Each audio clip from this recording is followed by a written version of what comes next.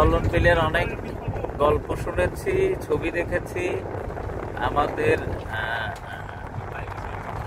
Mostafa sir প্রায় ছবি দিতেন, ছবিগুলো দেখতাম।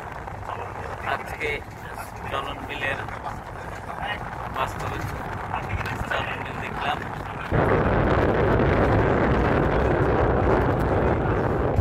এই রাস্তা কিছুদিনের মধ্যেই ডুবে যাবে, এরকমটা রাস্তা ডুবে যাবে আমরা জানতে পেরেছি। আমরা এখন চলন বিল দিয়ে নাটোরের বনলতা সেনের দিকে এগোচ্ছি।